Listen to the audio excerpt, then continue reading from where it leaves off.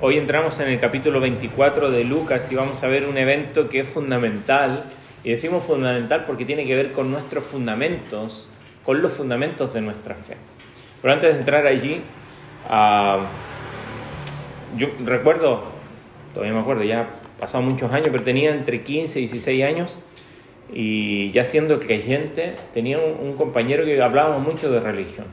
Y teníamos tiempo, no habían celulares en ese momento, así que y había que caminar bastante. Y nos íbamos caminando, los dos tocábamos el mismo instrumento, éramos compañeros de clase, teníamos muchas cosas en común. Pero este muchacho, y siempre salía el tema de la religión, del tema de la fe y del más allá y todo ese tipo de cosas. Después él me dice, mira, él se involucró en el budismo, él se hizo Hare Krishna y tomó otro nombre y todo, siendo bastante joven. Y hablábamos comparábamos nuestras creencias, ¿no? Y en algún punto, de repente había algún punto de conexión en algunas cosas. Yo recuerdo, con 15 años, 16, no estaba del todo preparado para a veces responder todas las preguntas, pero recuerdo una declaración de él. Me dice, obviamente mi intención era predicarle el Evangelio y que él pudiera entender no solamente las diferencias, sino que darse cuenta de por qué el Evangelio así no solamente es diferente, sino que tiene algo que es diferente al resto de las religiones. Pero él me decía, mira, me parece bastante interesante todo esto del cristianismo, de lo que enseña, hay muchos valores, pero a mí no me gusta. Simplemente me decía, bueno, me parece genial, me parece fantástico que a ti te funcione, ¿no? Y él me decía, a mí me funciona lo que yo creo. Y la verdad es que hoy, después de tantos años, él sigue en el mismo camino. Yo también, en el mío. Pero esta idea que ya esto debe haber sido antes del año 2000, así que más de 25 años atrás, aún en el día de hoy es muy patente y muy claro que en el mundo en el que vivimos, esta idea pragmática, o sea, esta idea de que, bueno, si a ti te funciona esto, está bien para ti, ¿no? Si te funciona a ti, está bien para ti. Y quizás también has escuchado esto de tu familia, de tus amigos que no son cristianos, y que te dicen, bueno, si a ti te funciona, si a ti te hace sentir bien, qué bueno para ti, ¿no? Más allá de decir yo no lo creo, el resto de las personas dicen, bueno, tienen esta idea de que la verdad en algún aspecto, y la verdad espiritual, es relativa, es subjetiva, ¿no? Depende de si a ti te hace bien, si a ti te funciona, si a ti te gusta, si es bueno para ti, fantástico. Pero luchamos con estas cosas, quizá algunos de nosotros, no solamente en preguntarnos a nosotros mismos en cuanto a nuestra propia fe, sino que cuando nos enfrentamos a otras personas que nos preguntan, ¿no?, acerca de nuestra fe y cuestionan de alguna manera el por qué crees tú lo que crees, ¿no? Y preguntas, algunas bastante honestas, otras bastante fuera de lugar, pero preguntas como cómo reconciliar, por ejemplo, la Biblia con la ciencia, cómo, si la ciencia dice ciertas cosas que parecen contradecir la Biblia, ¿cómo la reconcilias allí? O acerca de que, bueno, el cristianismo está basado en leyendas, en historias que no podemos verificar, o la gran pregunta, ¿no?, que pone en jaque a veces a muchas personas, bueno, si Dios es tan bueno y tan poderoso, ¿por qué no termina con el mal? ¿Por qué permite el mal y por qué no termina con él si es tan poderoso? Y un montón de otras preguntas que no vamos a contestar hoy día, pero las presento porque de alguna manera el texto que vamos a leer en el día de hoy y que vamos a estudiar viene a ser la base necesaria tanto para disipar esas dudas en nosotros o cuando tengamos que compartir con otros acerca de nuestra fe, y comprender que esto que vamos a estudiar y este acontecimiento que vamos a leer en el texto de Lucas 24 es el fundamento de nuestra fe, y ahí es donde está arraigada nuestra fe. Y sin esto, todo lo que nosotros decimos creer se desmorona, ¿no? Y debemos confiar, ¿no?, en lo que nos dicen los evangelios, y no solamente que está allí, sino que esto realmente es un evento histórico que podemos afirmar. Y ya vamos a ver un poquito de eso, pero lo que nos va a desafiar el día de hoy la Escritura es que debemos confiar en nuestro Señor Jesucristo, pero no simplemente en ese Jesucristo que está colgado de una cruz, sino como dice Pablo en 1 Corintios 15, que Cristo fue crucificado según las Escrituras, sepultado conforme a las Escrituras y resucitado conforme a las Escrituras. Así que eso hace única, de alguna manera, entre todas las religiones del mundo, al cristianismo, en que se fundamenta en una persona que está viva, ¿no? En una persona que vive, no en alguien que está en la tumba. No es simplemente un sistema de creencias, de doctrinas, aunque posee normas morales y tenemos verdades doctrinales que están definidas en las Escrituras, pero el cristianismo se fundamenta en el hecho de que Jesucristo, que fue crucificado por nuestros pecados, pero también resucitado de entre los muertos, ha ascendido a los cielos y que pronto regresa por nosotros. Y como dice Pablo, si Jesucristo no resucitó, pongámonos en esa hipótesis, entonces todo lo que creemos es una mentira. ¿Y por qué creer en alguien que nos ha engañado? ¿Por qué personas, si Cristo no resucitó, personas han dado su vida por esta verdad? En fin, la resurrección nos garantiza de alguna manera que Jesús venció al pecado allí en la cruz, venció a la muerte, venció a Satanás y puede cumplir la promesa de que va a regresar y de que nos va a llevar eternamente con Él, ¿no? La Biblia habla del cielo, pero a mí me gusta pensar, alguien decía, creo que era John Piper, no importa el lugar, pero sé que estará Él, ¿no? De estar con Jesucristo para siempre. Por lo tanto, todo el cristianismo se basa en el hecho histórico de que Jesús resucitó de entre los muertos. Y vamos a la lectura, vamos a Lucas 24. Lucas 24 vamos a leer los primeros 12 versículos, así que si tienen su Biblia allí, Lucas 24, del 1 en adelante dice así: el primer día de la semana, nosotros creemos que el lunes es el primer día de la semana, pero es el domingo el primer día de la semana, muy de mañana vinieron al sepulcro trayendo las especies aromáticas que habían preparado y algunas otras mujeres con ellas. Y hallaron removida la piedra del sepulcro, y entrando no hallaron el cuerpo del Señor Jesús. Aconteció que estando ellas perplejas por esto, he aquí se pararon junto a ellas dos varones con vestiduras resplandecientes, y como tuvieron temor y bajaron el rostro a tierra, les dijeron: ¿por qué buscáis entre los muertos al que vive? No está aquí, sino que ha resucitado. Acordaos de lo que os habló cuando aún estaba en Galilea, diciendo: es necesario que el Hijo del Hombre sea entregado en manos de hombres pecadores y que sea crucificado y resucite el tercer día. Entonces ellas se acordaron de sus palabras y volviendo del sepulcro dieron nuevas de todas estas cosas a los 11 y todos los demás. Eran María Magdalena y Juana y María la madre de Jacobo y las demás con ellas, quienes dijeron estas cosas a los apóstoles. Más a ellos les parecían locura las palabras de ellas y no las creían.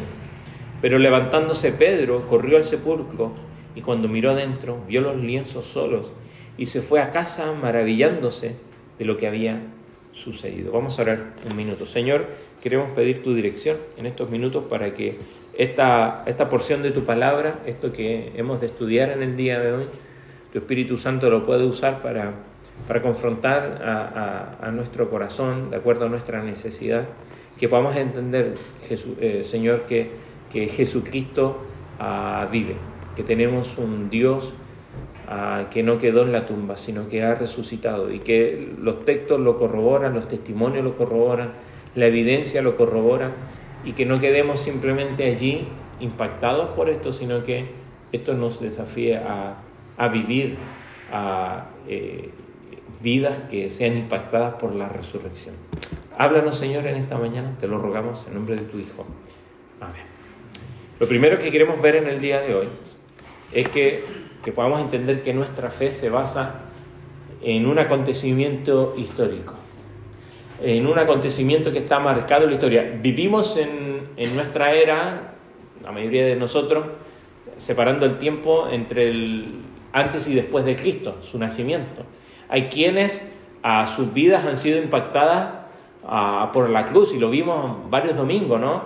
A personas que vieron a Jesucristo allí crucificado y fueron impactados, y nuestra propia vida como hijos, hijas de Dios, la cruz es la que hace la diferencia. Pero hay un evento que no debemos de olvidar, que sin duda es el fundamento de nuestra fe, porque Jesucristo no quedó colgado en la cruz, no quedó muerto allí y simplemente acabó allí, sino que así como Él fue sepultado, y lo vimos la semana pasada, Él resucitó. Y este evento histórico es la base de nuestra fe, la resurrección corporal de Cristo, y no la experiencia o los sentimientos subjetivos que podamos tener en cuanto a esto o a otras cosas de nuestra fe.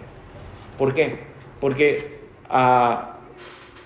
nuestras emociones, lo que sentimos, si bien cantábamos en el himno recién, o creo que uno de los himnos que cantamos, Él vive, sé que Él viviendo está porque vive mi corazón. Ahora, lo que yo siento puede variar, ¿no? Y sin duda está bien lo que cantamos, ¿no?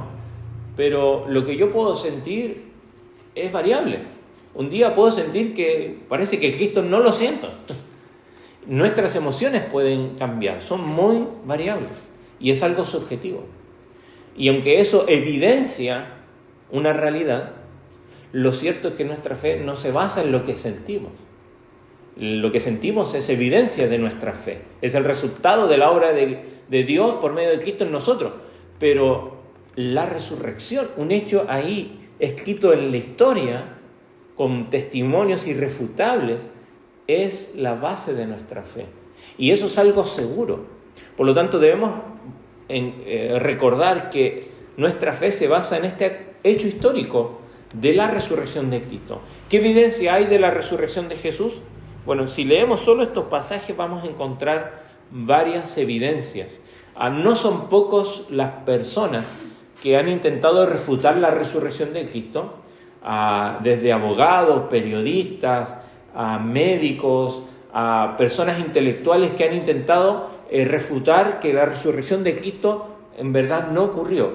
La mayoría de ellos, por medio de este trabajo de alguna manera de investigación para ver si acaso la resurrección no fue un hecho histórico, la mayoría han tenido que reconocer, primero, que es uno de los eventos más documentados de la historia, por testimonios de los que es internos, los favorables, los que están en contra, montón de testimonios, montón de eventos en la propia historia que evidencian que la resurrección fue realmente cierta. Y no solamente eso, sino que sus vidas han sido transformadas por medio de esta información.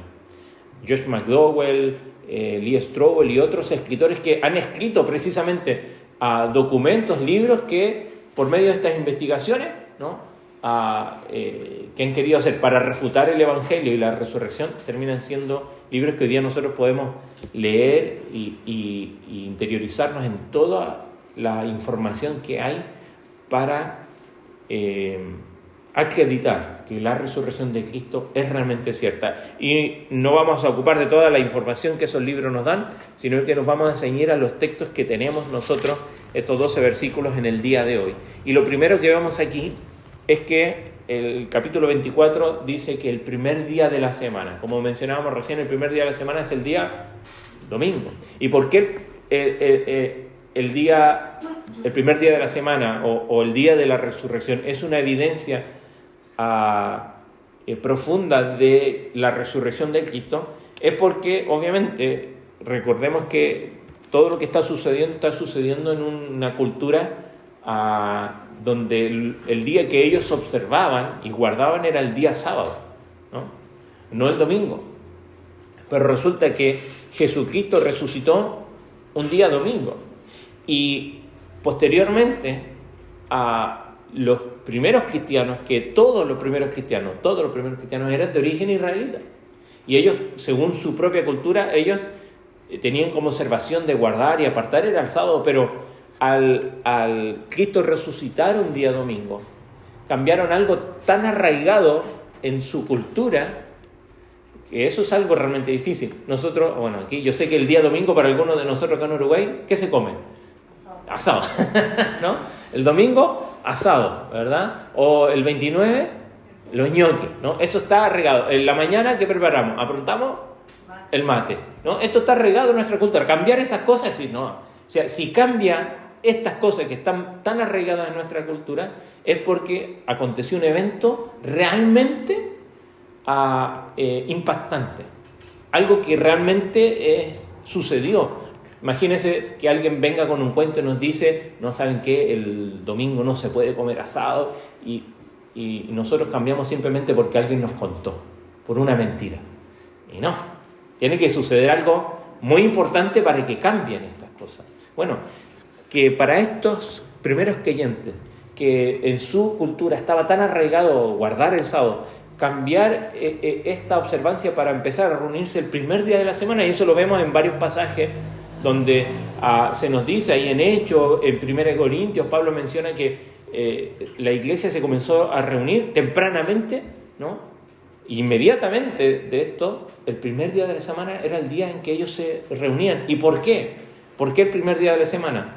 Porque ellos querían celebrar, ¿no? Y recordar que Cristo resucitó, ¿no? Y el hecho de que nosotros nos reunimos también un domingo, un primer día de la semana, es porque, si bien hace rato ya pasó lo que es el domingo de resurrección, de Pascua, pero cada domingo nos reunimos porque queremos recordar que Jesucristo resucitó. La razón de reunirnos cada primer día de la semana, los cristianos, es porque Cristo, de hecho, resucitó.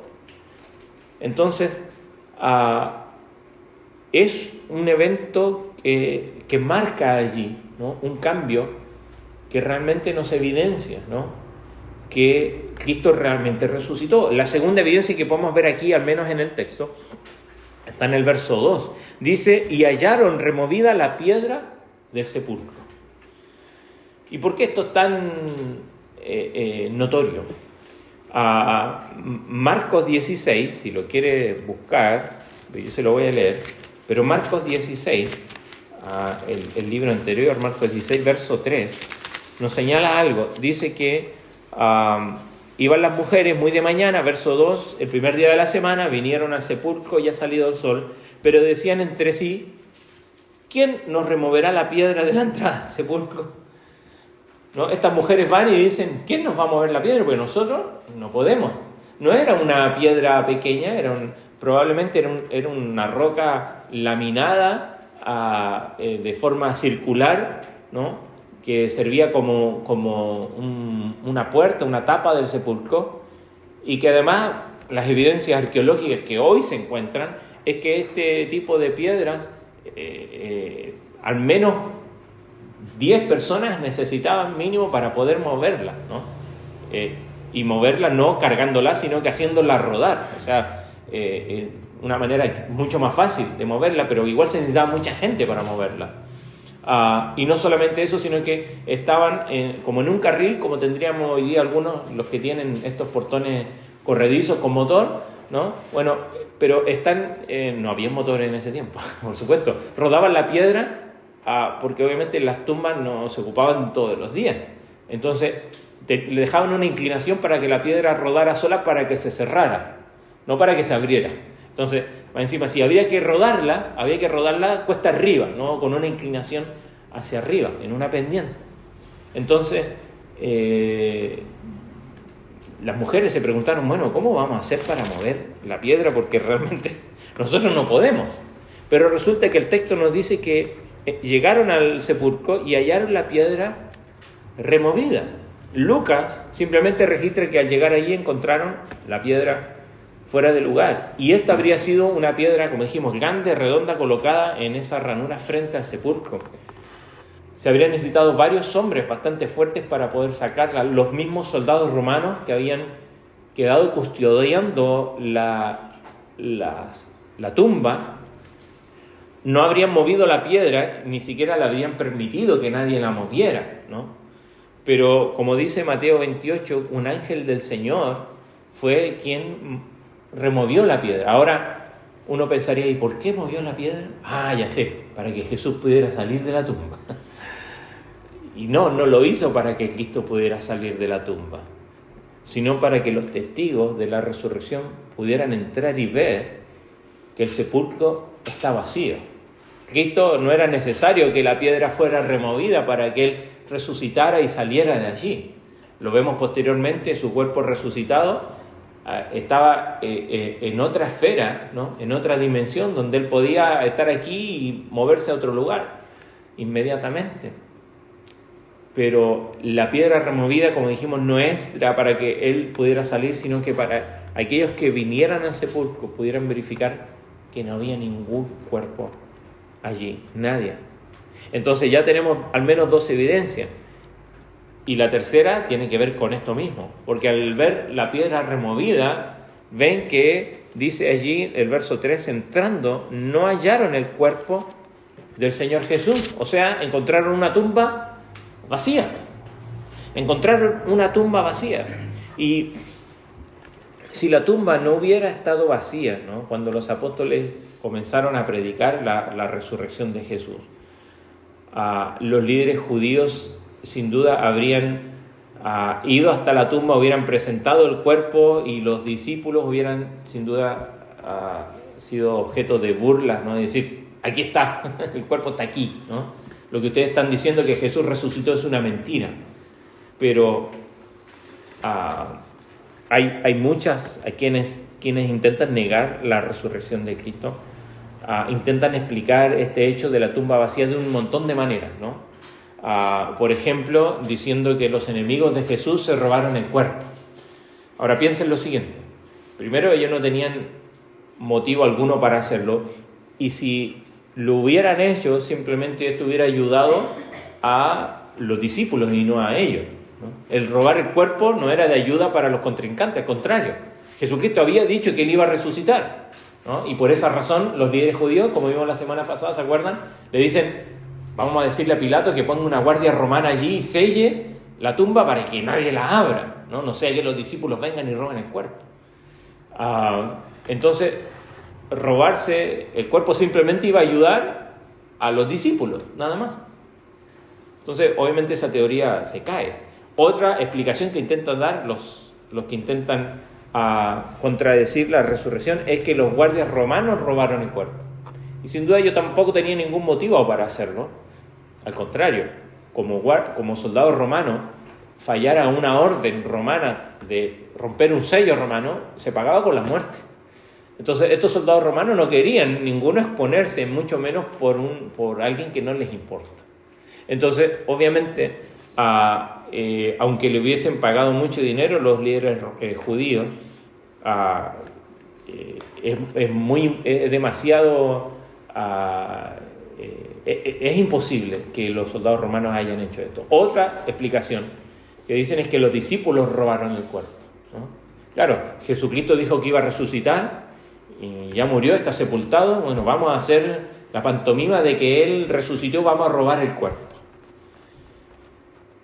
Obviamente, los líderes judíos intentaron promover esta teoría. Esa fue la razón por la que mandaron a poner una guardia romana, ¿no? Eso es lo que nos dice Mateo 28. Ahora, pensemos lo siguiente. ¿Ustedes creen que ellos habrían arriesgado sus vidas por una mentira como esa?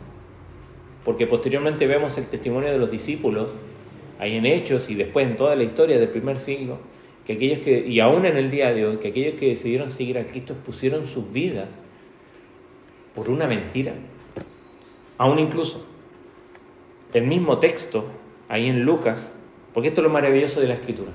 Porque si nosotros queremos inventar esta historia y decir, vamos a decir que Cristo resucitó, vamos a poner ahí que los discípulos estaban todos cantando diciendo Cristo resucitó.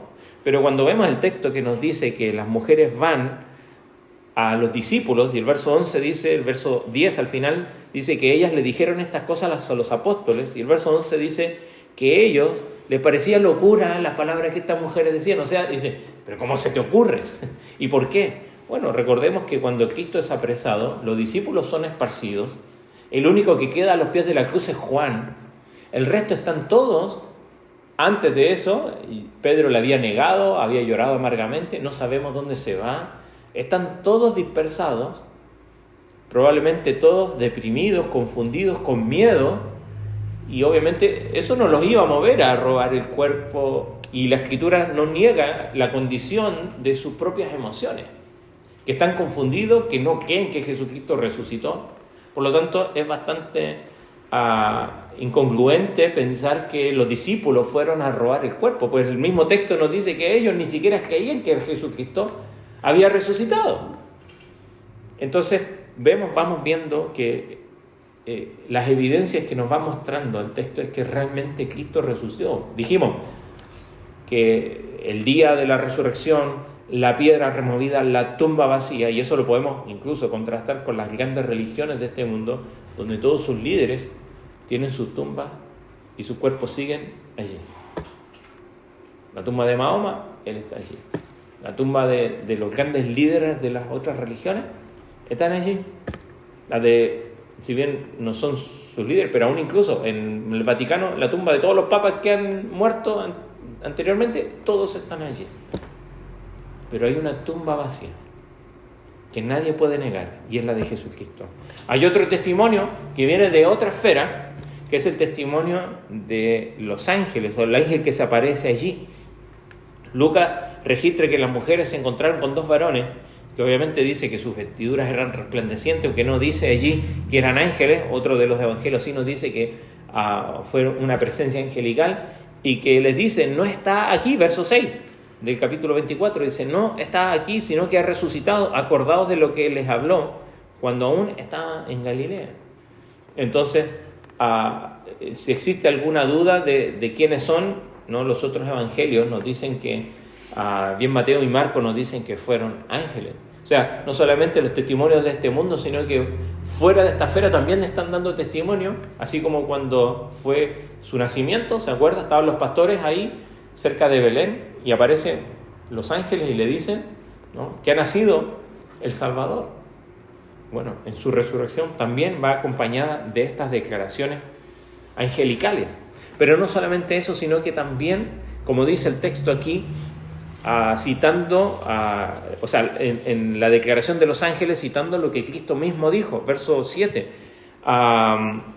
dice, diciendo estas palabras de Cristo, es necesario que el Hijo del Hombre sea entregado en manos de los hombres pecadores y que sea crucificado y resucite el tercer día. Esto lo dijo Cristo anteriormente. Por lo tanto, las mismas predicciones de Cristo, que no lo dijo una vez, en varias ocasiones. Solo en Lucas tenemos al menos 4, 5 ocasiones en que Jesucristo dijo, voy a ser entregado y el tercer día voy a resucitar. Los discípulos, sin duda, a pesar de que lo escucharon no una vez, sino que muchas veces de parte de Cristo, no pudieron comprender lo que él estaba diciendo. El mismo texto anteriormente, en capítulo 18, por ahí nos dice que los discípulos no entendían de qué se trataba esto de que él iba a morir y iba a resucitar. Si no lo entendieron hasta que sucedió, ¿no?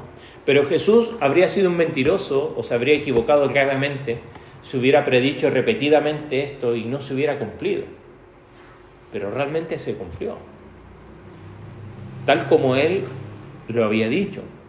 Otro testimonio más, otra evidencia más de que realmente Cristo resucitó, lo tenemos aquí en el texto, y es que comienza el capítulo 24 diciendo que el primer día de la semana vinieron al sepulcro trayendo especias aromáticas. ¿Quiénes eran estas?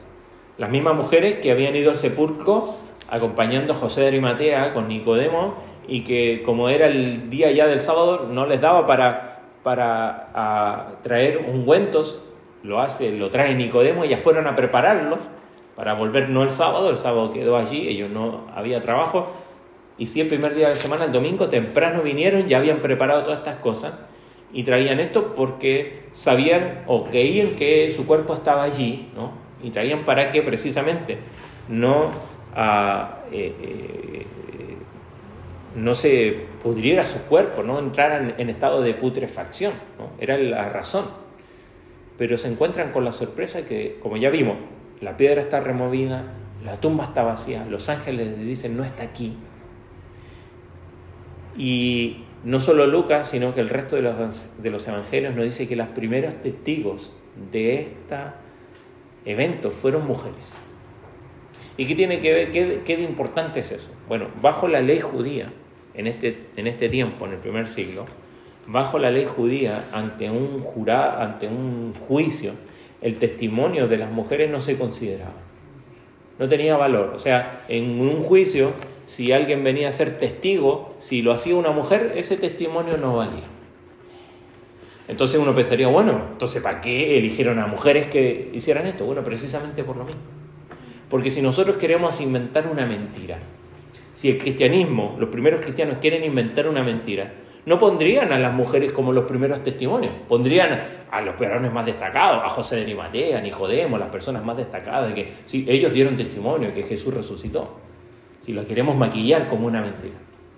Pero es tan honesto el testimonio del cristianismo, que pone, a pesar de que para este tiempo esto no tiene valor, pero lo pone tal y cual ocurrió. Y fueron estas mujeres.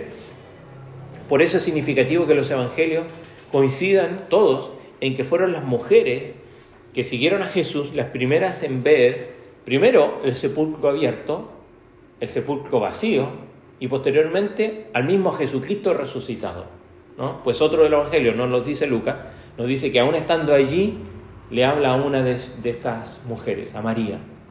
¿Se acuerdan? Que ella pensaba que era el hortelano que andaba allí, cuando se da cuenta y escucha que era su Señor, ¿no? Entonces, obviamente no esperaban encontrar la tumba vacía, ¿no? Ellas iban con todos estos ungüentos, pero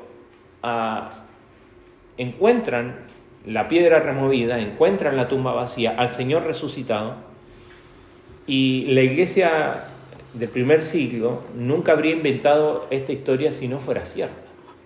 No habría puesto a las mujeres, como dijimos ahí, de testigos principales si esto no hubiese sido realmente cierto.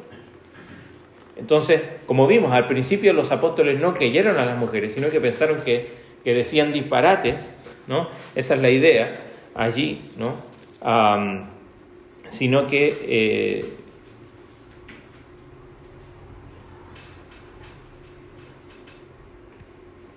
ellos, dice allí, más ellos les parecía locura las palabras de ellas y no las creían. Pero hay un pero al final ahí. Pero levantándose Pedro, ¿no? Los otros evangelios nos dice que fue Juan y Pedro, ¿no? Y entra uno primero y luego el otro, en fin. Pero vemos acá evidencia tras evidencia de que este evento no es un invento, es algo realmente un hecho histórico. Y ahí es donde se basa nuestra fe. Otra evidencia más que tenemos aquí es precisamente esta, ¿no? La actitud de los discípulos, ¿no? El hecho de que los discípulos dudaban de que estos hombres que debían haber creído al principio se mostraban escépticos ante estas mujeres que testificaban que Jesús había resucitado. Como dijimos antes, si alguien hubiera inventado esta historia, no habría hecho que los apóstoles parecieran así de escépticos o dudosos o incrédulos, ¿no? Si los apóstoles hubieran estado esperando la resurrección, tal vez se les podría acusar de incrédulos, pero de estar dispuestos a creer cualquier cosa aquí. Entonces, el hecho de que, así como se pone al testimonio de las mujeres, ¿no? También se pone la verdad de que los discípulos estaban con dudas respecto a esto. Pedro, como dice ahí, quiso comprobarlo por sí mismo, así que corre al sepulcro, ve las vendas ahí de lino, pero en ese momento se maravilló, pero aún no lo creía del todo. ¿Qué podría haber transformado a estas personas, ¿no?, en testigos realmente valientes, tanto a sufrir persecución o incluso la muerte, si este hecho era una mentira? Nadie muere por una mentira. Entonces estamos viendo evidencia tras evidencia de que este es realmente un hecho histórico, real. Y ahí es donde se basa nuestra fe.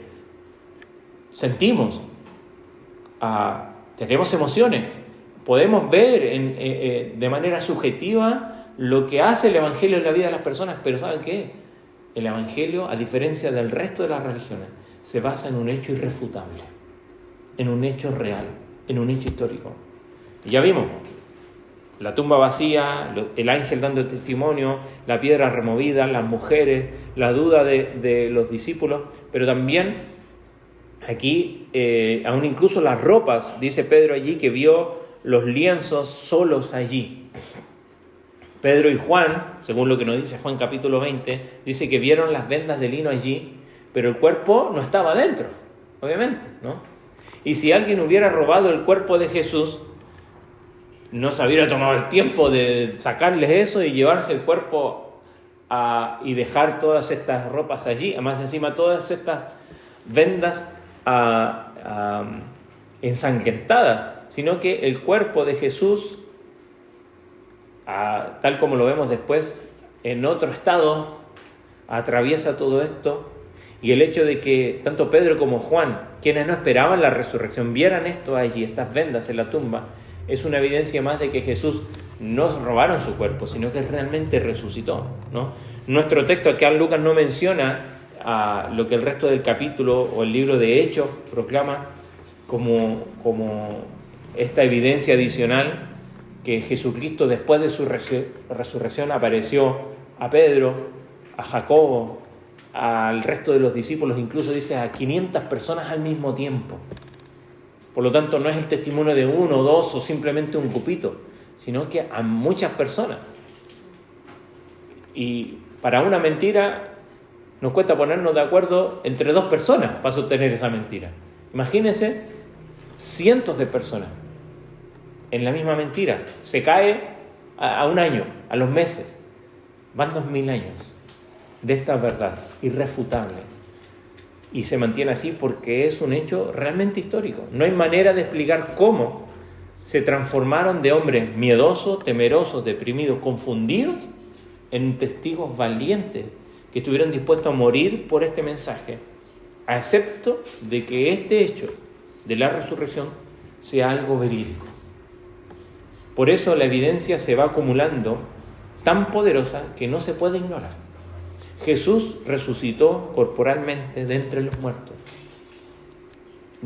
Porque lo dice el Evangelio, porque la historia lo corrobora, porque el testimonio, no de uno, de muchas personas, lo estipula así. Y podemos decir como el himno, porque vive en mi corazón y así lo siento. Amén. Cristo resucitó. No existe, decía un experto en el Nuevo Testamento, decía no existe, considerando toda la evidencia, no existe un evento histórico mejor ni mayor respaldado que la resurrección de Cristo. No hay otro evento histórico. Nosotros creemos las epopeyas de los griegos y tenemos algunos libros de Heródoto, copias bastante antiguas de cuándo realmente acontecieron, entre cuánto acontecieron los hechos y las copias más tempranas hay más de 1000 años en algunos textos. A mí me gusta Aristóteles, me gusta parte de su filosofía, pero los libros que tenemos de él en cuanto él escribió y las copias más tempranas hay 800 o 1000 años de distancia. Y en ese tiempo, ¿cómo sabemos que no se cambió lo que realmente dijo este hombre? Pero ¿sabe cuánta distancia hay entre las copias más tempranas de aquellos que describieron estos eventos, al menos del Nuevo Testamento? No distan de 50 años. Y no hay una copia, hay miles de copias tempranas de estos eventos. Y todos dicen lo mismo. ¿Qué cosa? Que Jesús resucitó, que dio testimonio a uno, a otro, 500 personas a la vez. Hay historiadores tempranos como Josefo que dicen esto, aunque él no era partidario del cristianismo, pero habla de Jesucristo y dice que sí, resucitó y que no tenían cómo explicarlo. Por lo tanto, está ahí escrito en la historia. Así que la fe cristiana no se basa en sentimientos subjetivos ni en una experiencia personal, sino que se fundamenta en el hecho objetivo e históricamente verificable e irrefutable de la resurrección corporal de Jesús. Es cierto, lo crean o no. Como decía mi compañero, bueno, si te sirve a ti, bien para ti. Es que no se trata de eso. Y hoy podemos darnos cuenta de que es cierto porque sucedió y está verificado con pruebas sólidas. Ahora, quizás piensa, bueno, si la evidencia es tan convincente, ¿por qué la gente no lo cree? ¿Por qué más personas no lo creen? Bueno, porque la respuesta es que la gente se niega a creer en la resurrección, porque creer en la resurrección tiene implicancias. Tiene implicancias morales que no todos quieren afrontar. Entonces, si bien se trata de evidencia y está allí a disposición de todos, pero ahí uno se da cuenta cómo es el mundo, que aún teniendo la evidencia, y como lo dice de alguna manera Pablo en Romanos, que Dios se da a conocer al mundo de modo que no tienen excusa, aún así el mundo le sigue rechazando. Y lo rechaza porque creer en Cristo tiene implicaciones morales que no todos quieren afrontar. Si Jesús resucitó, entonces Él es el legítimo Señor de todo. Si Él resucitó, entonces Él es el juez que ha de venir a juzgar este mundo. Si Él resucitó, significa que sus enseñanzas son ciertas y yo debo obedecerlas. Y Él me manda a apartarme del pecado y a vivir bajo su autoridad y su señorío. Entonces, como la gente no quiere apartarse del pecado, como nosotros a veces tampoco queremos hacerlo, se niega a creer en Jesús a pesar de la evidencia. Pero la Escritura es clara, como vimos. Primero, que nuestra fe se basa en el hecho histórico de la resurrección. Pero también, para terminar, es que debemos poner nuestra confianza en este Jesucristo resucitado. Porque nuestra confianza a veces está en un montón de otras cosas, aún incluso de Cristo. Pero no debemos olvidar, como dice Juan, si quiere ir por un momento ahí, Juan capítulo 20, que viene a ser el corazón de su evangelio, la razón de por qué él escribe este evangelio. Capítulo 20 de Juan, versos 30 y 31, dice: hizo además Jesús muchas otras señales en presencia de sus discípulos, las cuales no están escritas en este libro, pero estas se han escrito para que creáis que Jesús es el Cristo, el Hijo de Dios, y para que creyendo tengáis vida en su nombre. Tras escribir sobre los milagros que Jesús realizó, así como sobre los eventos de su resurrección, Juan concluye con estas palabras, que es mediante la fe que nuestros pecados son perdonados y que entramos ahora en una relación personal con este Jesús que vive, ¿no? Y hay varias cosas que podemos destacar sobre esta fe que salva. Y quiero mencionar al menos algunas. Primero, que si bien la fe se basa en el hecho histórico de la resurrección, no es estrictamente intelectual. Como dijimos recién, siempre es moral. Siempre tiene implicaciones morales. Todos hemos pecado contra Dios. Nuestros pecados llevaron precisamente a Cristo a la cruz. Por lo tanto, la fe en Cristo no es solo una cuestión de sopesar la evidencia y decir, sí, realmente Cristo resucitó, y tomar una decisión intelectual en cuanto a eso. Sino que la fe que salva implica estar convencido primero de nuestro pecado, convencido de nuestra necesidad de un Salvador, y convencido que es solamente Cristo, como lo citaba Dani al inicio de la reunión, es el camino, la verdad y la vida, y que no hay otro camino, aunque a otros les parezca bien. Hay un solo camino al Creador, que es Jesucristo. Y la evidencia corrobora que Jesús es el Salvador, pues su muerte no fue accidental, sino que obedeció al propósito de Dios. Como Él dice, es necesario que esto acontezca. Es necesario. Así que la fe se basa en hechos históricos, pero incluye arrepentimiento y fe. Incluye arrepentimiento y fe para que haya salvación. Segundo, como nunca podemos resolver por completo todas nuestras dudas, debe haber fe de por medio. Por supuesto, está sumamente corroborado que Cristo resucitó, pero hay un montón de otras preguntas que nos hacemos, ¿no? Y que quizás están allí en nuestra mente, pero hay algunas cosas que no vamos a resolver por completo, pero Dios nos ha dado suficiente evidencia para confiar en Cristo. Y como dice Juan, si recibimos el testimonio de los hombres, mayor es el testimonio de Dios. Y el testimonio de Dios se centra en Jesucristo. Ese es el testimonio de Dios. ¿Y qué dice que Cristo, o qué pasó con Él? Como dice Pablo, murió, fue sepultado y resucitó. todos creemos y actuamos según el testimonio de las personas, ¿o no? Hoy día, ¿quién desayunó esta mañana? ¿Sí? ¿Todo? ¿Alguno comió algo? Bueno, ninguno hizo un análisis para ver si su desayuno estaba envenenado, ¿sí? No, pues compró el pan confiando que el pan viene bueno. Todo el día, todos los días tomamos decisiones de fe. Todos. Salimos manejando, confiando, ¿no? Usando una luz verde, confiando que el que viene del otro lado va a parar porque el otro tiene luz roja, ¿verdad? Estamos tomando decisiones de fe todo el tiempo. Por lo tanto, al creer en los caminos inciertos, aún e inconstantes de los hombres, no tenemos excusa para no creer en este Dios que no miente. Jesús mismo dice que si crees en Él, tienes vida eterna, pero también dice que si no crees en Él, no verás la vida. No hay punto intermedio.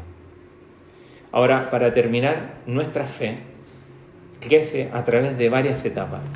Estas mujeres, los discípulos, habían creído en Jesús, pero se encontraban en distintas etapas. Vemos que es evidente que las mujeres amaban a Jesús, aunque ellas no creían que Él iba a resucitar, pues iban a cubrir su cuerpo con estos ungüentos. Pero, sin embargo, cuando el ángel les dice y les recuerda lo que Cristo había dicho, parece que cambia su vida. Y creen y salen a contar el testimonio, aunque los apóstoles las ridiculizan. Los mismos apóstoles habían dejado todo para seguir a Jesús, sin embargo, en este momento su fe es bastante vacilante, es bastante inestable. Se burlan primero de las mujeres. Pedro, sin embargo, parece dispuesto a intentar corroborar, no sé si para ridiculizar más a lo que decían estas mujeres o para darse cuenta realmente que Jesús había resucitado, pero cierto es que llega aquí y vemos que los hombres, aún incluso lo vamos a ver la semana que viene, que es este hermoso relato de los que van de camino a Emaús. Ellos van hablando, ¿te acuerdas lo lindo que era? Pero afortunadamente esta historia nos muestra que nuestro Señor misericordioso, al salvarnos, nos demanda, como dice, ¿se acuerda? Jesucristo dice, si tuvieres fe, ¿como qué? Como un grano de mostaza.